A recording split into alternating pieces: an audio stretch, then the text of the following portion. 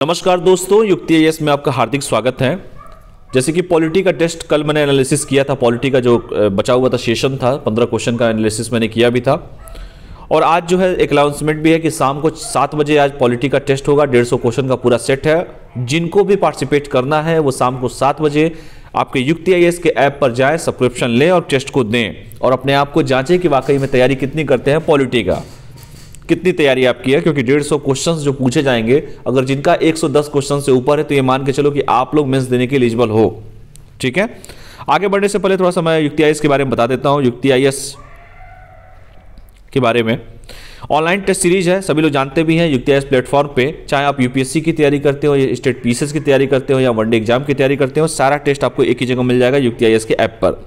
यहाँ पे देखिए, यूपीएससी की तैयारी है, चाहे बिहार पब्लिक सर्विस कमीशन का है, चाहे जेपीएससी है, राजस्थान पब्लिक कमीशन है, यूपी पीसीएस है, क्योंकि यूपी पीसीएस का भी जहाँ तक मुझे लगता है कि मई के आसपास पेपर हो जाएगा।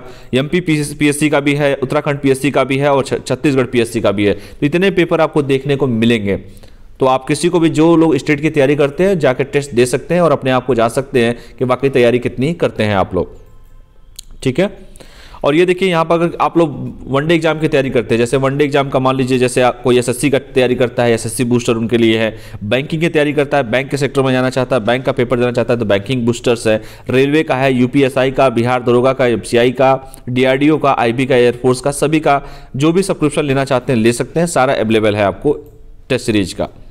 ठीक है, आप देखिए 67 बीपीएससी टेस्ट सीरीज में जो मैं बता रहा हूँ आज टेस्ट होने वाला है पॉलिटी का, उसमें देखिए टोटल 21 टेस्ट होंगे। पूरा बिहार का जो मॉड्यूल बता रहा हूँ, बिहार पीसीएस का, एक फ्री टेस्ट है, 7 सब्जेक्टिव टेस्ट है और फुल जो टेस्ट है 13 टेस्ट है, जो फुल टेस्ट होंगे, 150 क्वेश्चन के टेस्ट होंगे।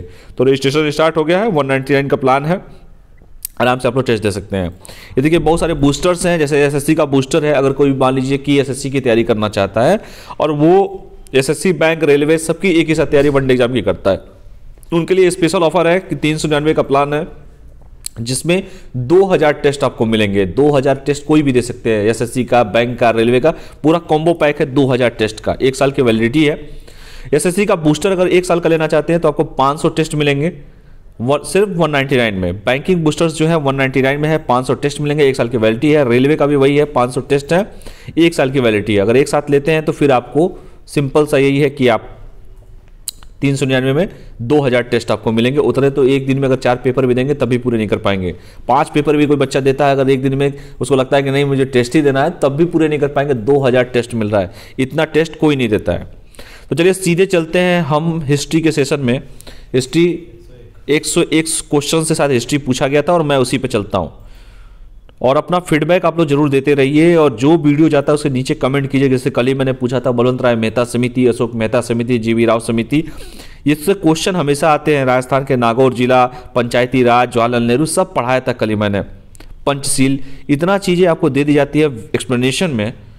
तो बने रहिए युक्ति आईएएस के साथ और मैं सीधे 101 पे पहुँचता हूँ, 101 पे, जो हिस्ट्री का पोर्शन है, जो हिस्ट्री से क्वेश्चन आपसे पूछे गए थे। तो चलिए 85 तक पहुँच गया हूँ और आगे बढ़ता हूँ। तो आप लोग को शाम को 7 बजे टेस्ट दीजिए और अपने आप को देखिए कि कितने तैयारी कर रहे हैं आप लोग। लगता तो बड़ा आसान है कि हम सब पढ़ लिए हैं, लेकिन पढ़ना और टेस्ट देने में अंतर होता है। तो 101 में पूछा गया था रोलेट एक्ट के संबंध में कौन सा कथन सत्य है। मैंने बार बार कहा है कि कोई भी क्वेश्चन पूछा जाए, पहले वो देखो क्वेश्चन पूछना क्या चाहता है, सत्य पूछ रहा है कि असत्य पूछ रहा है, आखिर पूछ क्या रहा है। तो ये पूछा है कि रोलेट एक्ट के संबंध में कौन सा कथन सत्य है, ट्रू कौन सा है। इस एक्ट को ना कोई वकील, ना कोई दलील, ना कोई अपील की संज्ञा दी गई थी। क्या यह कथन सत्य है? चलिए आगे देखते हैं। 21 मार्च 1919 को विरोध के बावजूद इसे कानून का रूप दिया गया, बी में पूछा गया था। गांधी जी ने रोलेट सत्याग्रह के लिए एक नई सभा बनाई जिसके अध्यक्ष स्वयं गांधी जी बने, देखते हैं आगे। और 30 मार्च को अखिल भारतीय सत्याग्रह आंदोलन का दिन निश्चित किया गया। और लास्ट है, इनमें से कोई नहीं, एक से अधिक। तो इसमें से कौन सा ऑप्शन सही है ये आपको बताना है। तो जहाँ तक ऑप्शन की बात है, यहाँ पर बिहार में ई ऑप्शन भी होता है, तो सबसे इंपॉर्टेंट है ई ऑप्शन को देखना। तो देखिए ई ऑप्शन क्या सही है कि गलत है, क्योंकि देखिए व्याख्या देखेंगे एक्सप्लेनेशन आपको पता चल जाएगा। इस एक्ट को ना कोई वकील, ना कोई दलील और ना कोई अपील की संज्ञा दी गई है। ये शुरू से बचपन से पढ़ा होगा आप लोगों ने, यानी कि 1 नंबर सही है। दूसरा दिया है कि 21 मार्च 1919 को विरोध के बावजूद इसे कानून का रूप दिया गया। क्या यह कथन सही है? 21 मार्च का ही डेट था। बिल्कुल सर, 21 मार्च का ही डेट था, यह भी सही निकला। तीसरा देखते हैं, आगे बढ़ते हैं। गांधी जी ने रोलेक्स सत्याग्रह के लिए एक नई सभा बनाई जिसमें अध्यक्ष स्वयं गांधी जी बने थे। क्या यह कथन सत्य है? सर बिल्कुल सत्य है, यह भी सही हो गया। और चौथा, 30 मार्च को एक अखिल भारतीय सत्याग्रह आंदोलन का दिन निश्चित किया गया, यह भी कथन सही है। यानी ए भी सही है, बी भी सही है, सी भी सही है, डी भी सही है। इसलिए इसका आंसर जो होगा ई फॉर एलिफेंट, यानी ई ऑप्शन जो है इनमें से कोई नहीं, एक से अधिक वाला। तो एक से अधिक चूंकि ऑप्शन सही है इसलिए इसका आंसर हो जाएगा ई। अगला क्वेश्चन देखिए 102, बने रहिए युक्ति IAS के साथ। 102 में क्या पूछा है, देखिए क्वेश्चन पूछा है कि निम्नलिखित में से किसने असहयोग आंदोलन के प्रस्ताव का विरोध किया था। कि भैया हम देखो, नॉन कॉर्पोरेशन मूवमेंट का विरोध किसने किया था, अपोज किसने किया था? CR दास, चित्तरंजन दास साहब, मोतीलाल नेहरू, सरदार वल्लभ भाई पटेल, मोहम्मद अली जिन्ना, इनमें से कोई नहीं या एक से अधिक। तो देखिए क्या पूछा गया, इनमें से किसने असहयोग आंदोलन के प्रस्ताव का विरोध किया था। अब जब असहयोग मतलब कोई भी किसी प्रकार का सहयोग नहीं करना, तो इसका सही जो आंसर है वो क्या है, कमेंट करके आप लोग बताइए। नहीं बताएंगे तो हम तो बताएंगे ही आप लोगों से। तो असहयोग आंदोलन के प्रस्ताव का विरोध मोहम्मद अली जिन्ना साहब ने भी किया था, मदन मोहन मालवीय साहब ने भी किया था, CR दास और मोतीलाल नेहरू सभी ने किया था। तो यहाँ पर ऑप्शन में देखिए CR दास भी था, मोतीलाल नेहरू भी था, मोहम्मद अली जिन्ना था। तो जब 1 2 3 इतने लोग हैं तो इसका आंसर क्या हो जाएगा, ई आपका आंसर हो जाएगा। 1 अगस्त 1920 में असहयोग आंदोलन का औपचारिक रूप से शुरुआत हुआ। ये डेट बड़ा पूछता है पेपर में, 1 अगस्त 1920। कांग्रेस के कलकत्ता अधिवेशन में 4 सितंबर 1920 को प्रस्ताव पारित हुआ था। इसलिए इसका सही आंसर क्या हो जाएगा, ई हो जाएगा। समझ में क्यों आया? समझ में आया आप लोगों को? क्योंकि इसमें देखिए मोहम्मद अली जिन्ना साहब ने, मदन मोहन मालवीय ने, CR दास, मोतीलाल नेहरू ने, सभी ने इसका विरोध किया था। भाई साहब जब विरोध किया था तो पूछा है कि किसने किसने किया, तो जो जो ऑप्शन में था देख लीजिए। सविनय अवज्ञा आंदोलन के संबंध में, सिविल डिसोबीडियंस मूवमेंट के संबंध में कौन सा कथन असत्य है? असत्य आया है। देखो क्या क्या लिखा है। गांधी जी ने इस आंदोलन के विरोध में इरविन के समक्ष 11 सूत्री मांगे रखी। पता नहीं गलत है कि सही है, चलो आगे बढ़ते हैं। सविनय अवज्ञा आंदोलन दांडी मार्च के पूर्व शुरू हुआ था। आई डोंट नो, चलिए आगे बढ़ते हैं। यह आंदोलन दांडी से शुरू हुआ था, देखते हैं आगे। लाहौर कांग्रेस के सत्र में कार्यकारी कमेटी को सविनय अवज्ञा आंदोलन प्रारंभ करने का अधिकार दिया गया था। और लास्ट पूछा है इनमें से कोई नहीं, एक से अधिक। तो बताओ कौन सा गलत है। पहली बात, गांधी जी ने इरविन को एक लंबा चौड़ा लिस्ट दिया था जिसे 11 सूत्री मांगे कहते हैं, ये बिल्कुल सही है। सविनय आंदोलन दांडी मार्च के पूर्व शुरू हुआ था, ये गलत है भाई। यह आंदोलन दांडी से शुरू हुआ था, बिल्कुल सही बात है। लाहौर के कांग्रेस सत्र में कार्यकारी कमेटी को सविनय आंदोलन प्रारंभ करने का अधिकार दिया गया था, यह भी सही है।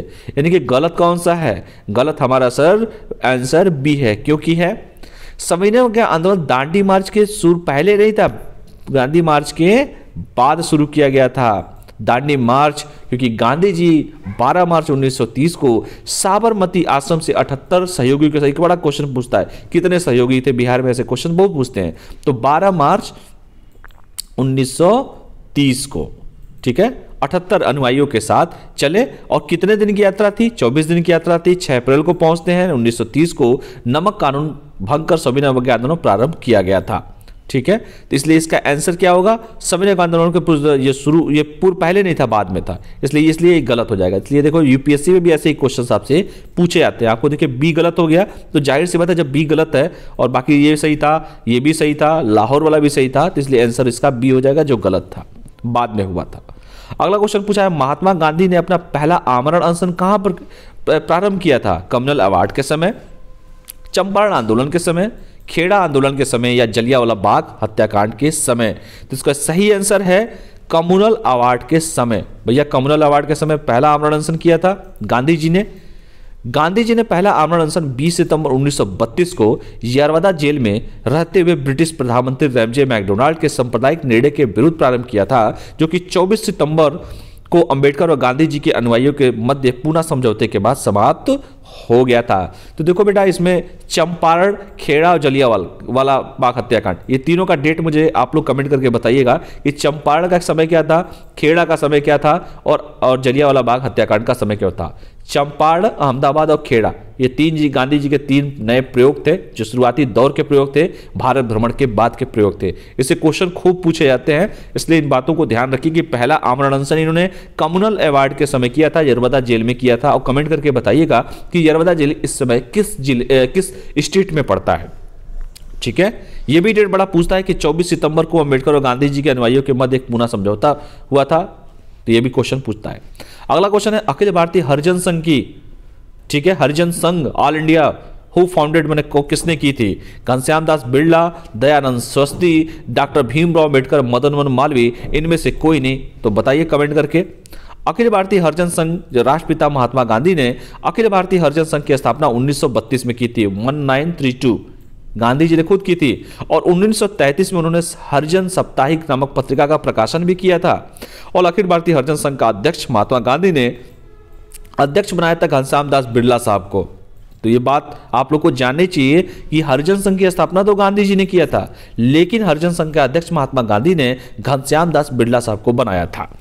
ठीक है, तो इस बात को नोट कर लीजिए। क्वेश्चन रिपीटेड हमेशा ऐसे क्वेश्चंस आपको देखने को मिलेंगे, क्योंकि ये तो आज़ादी के बारे में है, ये हमारे देश के स्वतंत्रता संग्राम के बारे में है। तो इतना आप सभी भारतीय होने के नाते सभी को जानना चाहिए। आप चाहे हिस्ट्री ऑप्शन पढ़ते हो नहीं पढ़ते हो, इससे कोई फर्क नहीं पड़ता, लेकिन ये सभी को जानना चाहिए। ठीक है, घनश्याम दास बिरला साहब को बनाया गया था। चलिए आगे बढ़ते हैं। कब? 1932 में। और 33 में साप्ताहिक पत्रिका हरिजन नामक पत्रिका का ये पूछता है क्वेश्चन, हरिजन नामक पत्रिका साप्ताहिक वीकली थी कि रोज आता था कि मंथ में आता था कि ईयर में आता था। ये याद रखिएगा, सप्ताह में आता था। अगला क्वेश्चन, वर्ष 1927 की बटलर कमेटी का उद्देश्य क्या था। बटलर कमेटी कई बार क्वेश्चन यूपीएससी में भी पूछा गया है।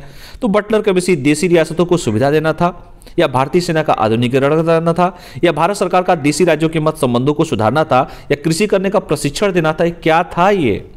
तो बटलर कमेटी का जो मुख्य उद्देश्य था आपका क्या था? भारत सरकार का देशी राज्यों के मध्य संबंधों को सुधारना था। जितने भी हमारे देशी रियासत थे, देशी राज्य थे, तो बटलर समिति का गठन 1927 में किया गया था। इसे भारतीय रियासत समिति भी कहते हैं। जब रियासत की बात आ गई है तो ये इसे रियासत समिति भी कहते हैं। इसका उद्देश्य भारत सरकार का भारतीय रियासतों के बीच संबंधों की जांच करना था। ब्रिटिश भारत और भारतीय रियासतों के बीच आर्थिक एवं वित्तीय संबंधों को सुधारने हेतु सिफारिश भी करना था बटलर कमेटी में। अगला क्वेश्चन देखिए, निम्नलिखित में से कौन क्रिप्स मिशन के साथ कांग्रेस के आधिकारिक वार्ताकार थे? ऑफिशियल कौन थे? Negotiator of Congress with Cripps Mission. Who among the following was the official negotiator of the Congress with Cripps Mission? Pandit Jawaharlal Nehru और सरदार वल्लभ भाई पटेल, पंडित जवाहरलाल नेहरू और मौलाना आजाद, राजेंद्र प्रसाद और मौलाना आजाद, आचार्य जे बी कृपलानी, सरोजिनी नायडू, इनमें से कोई नहीं या एक से अधिक। तो भैया देखो, पंडित जवाहरलाल नेहरू और मौलाना आजाद साहब थे। ये मौलाना आजाद साहब वही थे जो 40 से 45 तक भारतीय राष्ट्रीय कांग्रेस के अध्यक्ष भी बने थे।